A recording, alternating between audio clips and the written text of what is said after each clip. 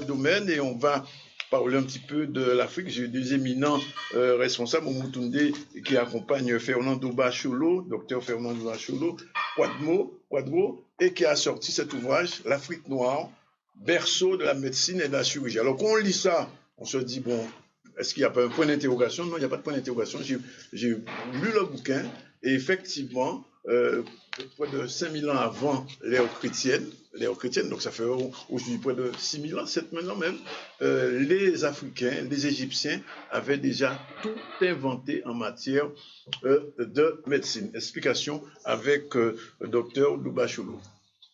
Eh ben, en effet, ça a été extraordinaire de découvrir que nos ancêtres africains étaient à l'origine de toute la médecine, de toute la chirurgie, de toute la pharmaceutique, et en tout cas, même des systèmes de santé, et c'est assez extraordinaire. En tout cas, dans l'ouvrage, c'est surtout la médecine, la chirurgie, l'art dentaire et la pharmacie. Alors, j'ai vu dans l'ouvrage que, on va peut-être répondre là-dessus, j'ai vu dans l'ouvrage qu'à plusieurs reprises, on se base sur des papyrus qui ont été retrouvés, papyrus de Berlin, entre autres, etc. Et donc, ces documents, c'était des documents rédigés par les Égyptiens. Oui, totalement. Ouais. C'est-à-dire qu'il y a un jeu de dupes. Oui. Il faut se le dire clairement. Le père de la médecine mondiale, c'est un Africain, oui, qui s'appelle Imhotep, oui, mais que les Grecs ont appelé Esculape, oui, et que les autres ont appelé Asclépios. Oui. Alors, la chose, c'est que quand on dit Esculape, quand on dit Asclépios, on dit Imhotep. Oui. Vous voyez? Mais c'est un voile qui a été mis de manière à faire en sorte que la connaissance reste au niveau d'un milieu d'initiés. Maintenant, la problématique de fond de cet Imhotep a inventé ce qu'on appelle les outils de la chirurgie. Des choses, oui, comme le bistouri, le, oui, cathéter, enfin des choses qui sont assez impressionnantes. Et il y a des traités médicaux qui sont étonnamment modernes, oui, c'est-à-dire que le process de traitement est le même encore aujourd'hui. Oui. Alors quand on sait que les Grecs sont venus étudier la médecine en Égypte, et parce que Jean-François Champollion en a parlé. Les mathématiques aussi. Hein. Totalement. Oui, pendant Pythagore, j'ai vu que. Oui, parce que Pythagore, par exemple, c'est 22 ans.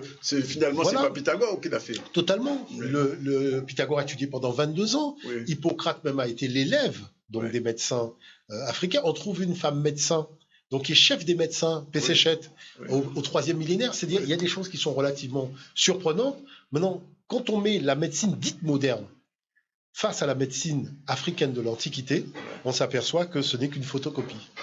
Et la chose, c'est qu'il fallait un spécialiste, c'est-à-dire quelqu'un, puisque c'est vrai qu'il est de la Martinique, j'ai monté l'Institut Péranque, donc en Martinique, avec un groupe de confrères, pour faire sortir cette documentation et la mettre à la disposition de spécialistes dans divers domaines.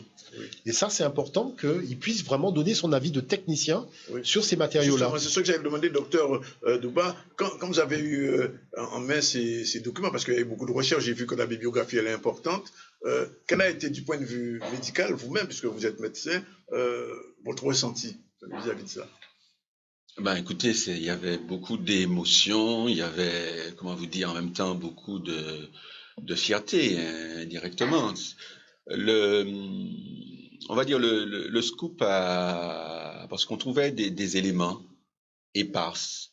Quand on cherchait, on pouvait trouver comme ça, hein, sur Internet, que l'anatomie, il y avait quelques parcelles de connaissances.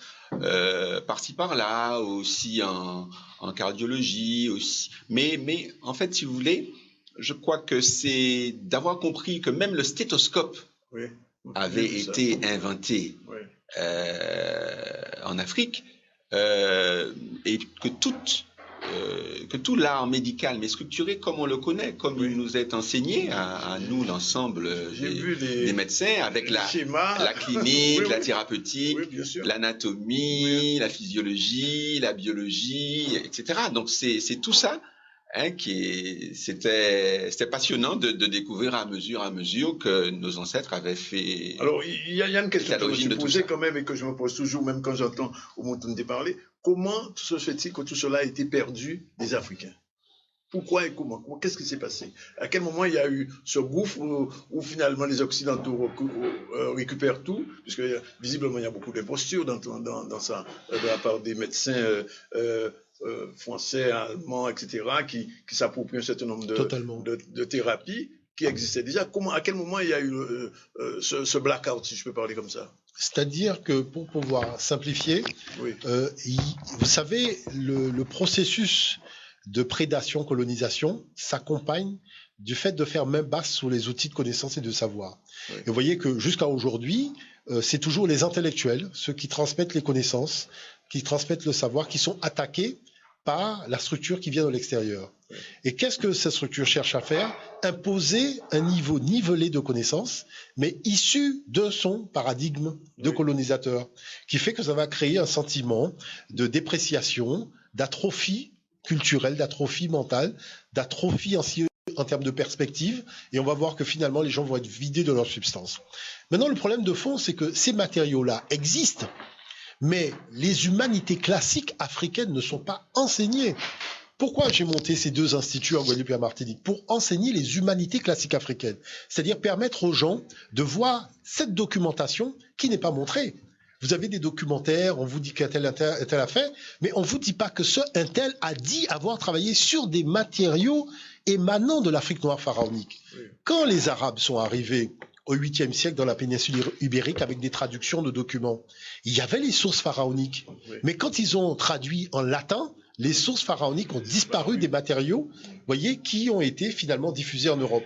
Tout ça pourquoi? Pour que l'Europe puisse s'approprier un savoir qui n'est pas issu de son génie et jouer à celui qui a inventé. En Nouvelle-Calédonie, on va dire au Kanak, on a inventé ci, on a inventé ça, alors que ce sont les ancêtres même des Kanaks qui ont inventé tout ça. Maintenant, la chose, c'est comment faire pour arriver à sortir de cet univers du mensonge et de la demi-vérité, voire de la fausseté. Eh bien, il faut simplement que des spécialistes viennent et disent, voilà, moi c'est un domaine que je connais et c'est intéressant pour moi d'analyser ce document-là avec la vision moderne que nous avons. Et ça, c'est important. Alors, moi, je voulais, si vous permettez, faire un petit clin d'œil. Au sein de l'école diopienne, nous avons un chirurgien spécialiste qui est le docteur Guy Allovor, qui nous avait déjà présenté la dimension étonnamment moderne des procédés de chirurgie. Mais la chose, c'est que ce qui avait échappé, c'est les matériaux en hiéroglyphes. Oui. Et ce qu'apporte le docteur Quadro, ce sont ces matériaux-là directement en égyptien ancien. Oui. Donc là, ça ouvre la porte aussi bien au niveau de la médecine qu'au niveau de la chirurgie, au niveau aussi d'une chose qui n'avait jamais été traitée jusqu'à présent, la médecine quantique. Oui. Vous voyez, parce que quand on prend une plante, on appelle ça truc animiste, c'est Bita Moun fait saucier, est-ce que vous voyez l'affaire? Alors qu'il y a une dimension de la médecine qui s'appelle la médecine quantique, et je dirais que ce qu'il a produit comme connaissance dans ce domaine-là, personnellement, il m'a impressionné. Parce qu'il est arrivé à rentrer dans ce secret, c'est-à-dire à pénétrer ce secret pour expliquer quelle était la démarche de fond, une démarche scientifique dans cette dimension quantique de la médecine. Et ça, c'est important. Alors, je reviens à ces papyrus. Comment on les trouve? Alors, comment ça se passe? Parce que, bon, vous en citez beaucoup. Alors, si je comprends bien, les Égyptiens, déjà, sur ces papyrus, mettaient, entre guillemets, le mode d'emploi, pratiquement. Hein. C'est ça. C'est-à-dire qu'il y avait jusque-là beaucoup de sources. La posologie aussi, d'ailleurs. De sources qui attestaient. Oui. Voilà, papyrus d'Ebers, papyrus de Hirsch, de Londres, de Berlin, etc. Oui. Et qui sont dans les musées, qui sont dans les musées oui. Européens oui. Et qui concentraient donc les savoirs oui. Des Égyptiens. Donc c'est à partir des fois de publications, enfin comme vous voyez, hein, oui. C'est-à-dire que il y avait déjà des parutions pour dire que tel ou tel aspect oui. Avait été trouvé en Égypte. Mais là, ce que nous apportons, c'est que c'est l'ensemble de la médecine, l'ensemble du corpus de la médecine, oui. L'ensemble du corpus de la chirurgie, oui. L'ensemble de l'approche, les méridiens, les chakras, comment la médecine quantique, hein, oui. Qui est actuellement où les leaders sont plutôt là, en Russie et en Chine, oui, oui. Comment la médecine quantique était déjà pratiquée en Afrique et donc en Égypte. Parce que j'ai vu même, ça m'a paru surprenant, qu'il existait déjà des infirmières. Ah oui, absolument. Mais tous les corps de métier. Oui, tous les corps de métier étaient représentés. Même la pharmacie. La pharmacie aussi. Avec le symbole des serpents. Les dentistes. Il y avait l'organigramme. D'ailleurs, pharmacie est un mot égyptien aussi. Absolument. Pharmacie, c'est qui procure la santé. Hein, c'est ce que ça veut dire. Et encore, la bibliothèque d'Alexandrie a perdu une partie de ses secrets, d'après ce qu'on sait déjà. Il y a beaucoup de choses qui ont échappé encore. Il y a beaucoup de choses qui ont échappé, mais il y a beaucoup de choses qui n'ont pas été dites. Oui. Parce qu'on voit dans des salles de vente des papyrus qui sont vendus par des collectionneurs privés sans avoir été répertoriés, et qui font venir à ce moment-là des égyptologues pour expertiser le document. Oui.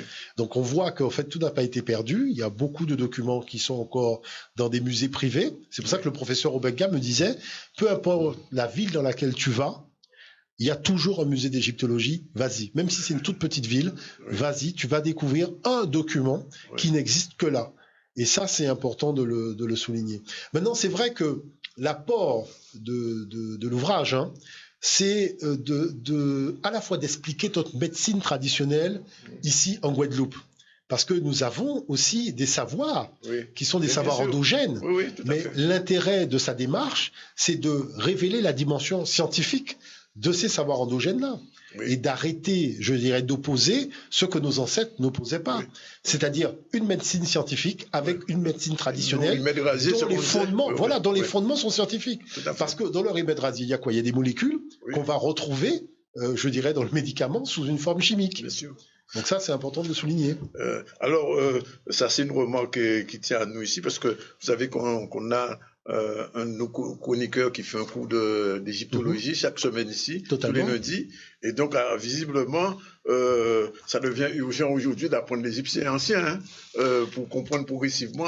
Oui, c'est-à-dire que, d'ailleurs, la démarche, elle est étendue aujourd'hui, que ce soit dans l'Institut Perranque ou l'Institut Anijara en Guadeloupe ou en Martinique, ou la démarche qu'il a. C'est-à-dire, aujourd'hui, c'est important de pouvoir le faire. Mais nous, ce qui est évident aujourd'hui, c'est de permettre aux gens qui s'intéressent à la médecine de pouvoir le rencontrer physiquement. C'est pour ça qu'on fait une conférence vendredi, vendredi, donc ici à Castel-Lamentin, l'espace Le Couloir, donc à 19h, et les gens pourront venir voir cette documentation que nous allons montrer, et tous les spécialistes de divers domaines pouvoir cerner l'origine africaine de ce domaine de spécialisation. J'espère que les médecins viendront, les médecins de la santé. C'est important. C'est-à-dire, c'est ce qu'on appelle la culture générale, d'une façon générale. Seront nombreux à cette conférence. Donc c'est vendredi à 19h, ce vendredi-là, à l'espace Le Couloir, à Castel-Lamentin. Donc, et le livre est déjà en vente. Et le livre sera en vente. Et le livre est déjà en vente. Vendredi, l'Afrique noire, berceau de la médecine et de la chirurgie. Je veux dire qu'on parle beaucoup de fake news. Eh bien là, il n'y a pas de fake news dedans. C'est vraiment des choses vraies. Deux petits mots.